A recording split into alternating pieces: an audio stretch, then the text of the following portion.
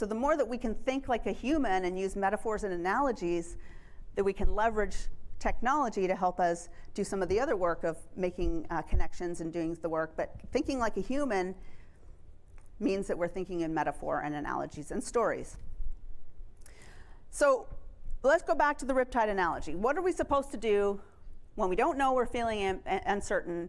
We've got this ambiguity, the snowstorm blowing around. We've got these zebras we're supposed to herd through. I mean, if I'm a vet, I'm going to drug them. I'm just going to dart them and stick them in a bus and drive them through the snowstorm. I mean, the answer as a veterinarian is always drugs, anesthetic drugs, and legal veterinary drugs.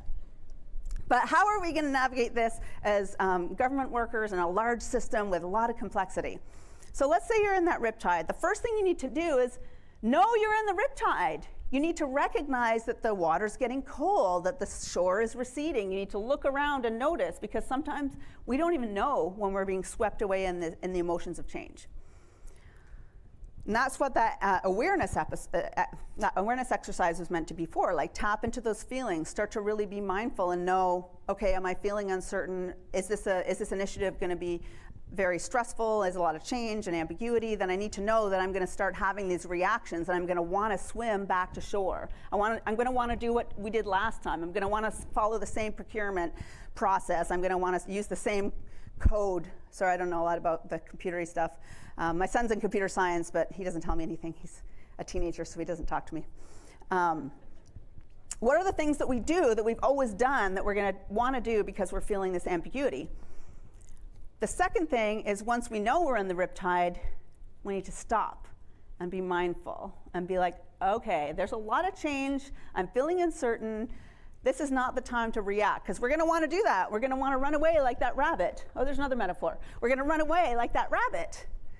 But what we need to do is stop and recognize that we're probably not going to die, especially if we're managing some complex initiative, if we don't make a decision right away.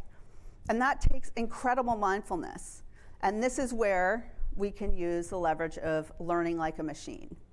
So what we can do there is look for data and evidence and start to analyze the pieces. Instead of just trusting our gut and reacting, what are the data and pieces that we need to know that are going to fill in the gaps so that we can make a good decision? Data-driven decisions is another leading leadership trait that's going to be required in the next 5 years. How do we find data and look at data? And I can imagine that I'm preaching to the choir here on that. The third thing we need to do is, when we're mindful and we know we're in that riptide and we're feeling swept away, is to then think, well, what are my options? I could swim back to shore, but I know that that's a bad idea. I've collected the data. Or maybe I just let it take me out to wherever it's going to take me, and maybe it'll take me to a sandbar, or it'll take me back to shore. Or maybe I should wave and try to find some, like a lifeguard, hitch a ride on a dolphin maybe. What are my options? Think of new and creative options to move forward to get you out of that riptide of change. And the postcards on your tables there have this kind of 3-step catch on, consider, and create summary there.